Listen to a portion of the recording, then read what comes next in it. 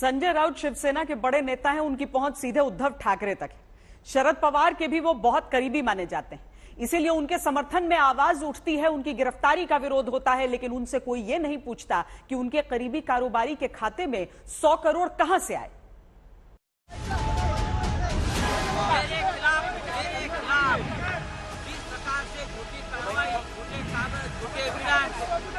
लोगों को मार मार कर पीट कर बनाए जा रहे हैं, ये सिर्फ महाराष्ट्र को कमजोर करने के लिए, शिवसेना को कमजोर करने के लिए।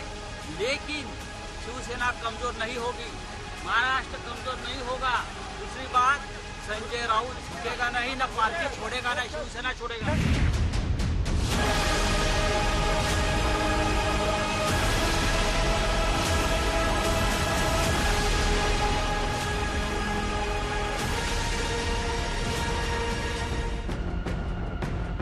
कई लोग शिवसेना के बुरे दिनों के लिए संजय राउत के बड़बोलेपन को दोष देते हैं। संजय राउत की जरूरत से ज्यादा बोलने की आदत से तो हर कोई वाकिफ था, लेकिन ईडी की गिरफ्त में आने के बाद पतरा चौल घोटाले में उनकी कथित भूमिका की खबर सारे जहां को लगी।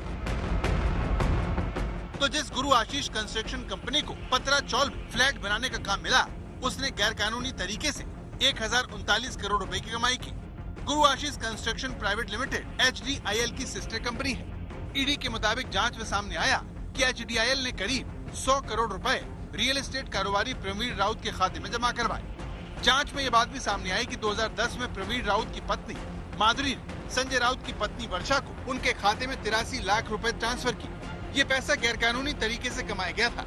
दावा है कि इस रकम से वर्षा राउत ने दादर में एक फ्लैट खरीदा, जिसे ईडी ने सील कर दिया है। ईडी की इस कार्रवाई का शिवसेना विरोध कर रही है।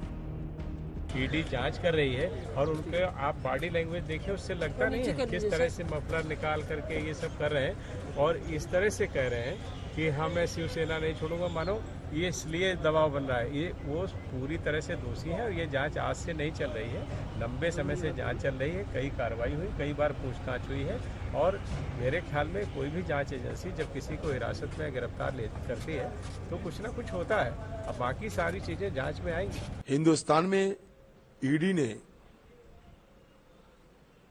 हिंदुस्तान की सरकार को, भारत सरकार को और बीजेपी पार्टी की निर्देश पे आदेश से विरोधी मुक्त हिंदुस्तान बनाना चाहते हैं। इसलिए जहां भी विरोधियों पार्टियां सत्ता पे है, चाहे वो महाराष्ट्र हो, चाहे झारखंड हो, चाहे कोई भी राज्य में हो, ये सत्तारूढ़ पार्टी की एक ही मकसद होते हैं कि ईडी को दुरुपयोग किया जाए, ईडी को बेजा इस्तेमाल किया करो, डराओ धमकाओ, लालच दिखाओ।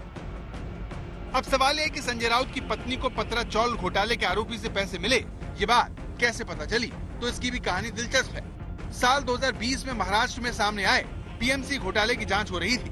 तभी प्रवीण राउत की कंस्ट्रक्शन कंपनी का नाम इस घोटाले में सामने आया। तब पता चला कि बिल्डर की पत्नी के बैंक खाते से संजय राउत की पत्नी वर्षा राउत को लाखों रुपए का कर्ज दिया गया था। कुल 80 लाख से ज्यादा का लेन देन खातों में होते हुए देखा गया और इस तरह से ईडी के संजय राउत के घर तक पहुंचने का रास्ता साफ हुआ। इस केस में संजय राउत की पत्नी वर्षा की 2 करोड़ की संपत्ति जब्त हो चुकी है। पंकज उपाध्याय, मुंबई, आज तक।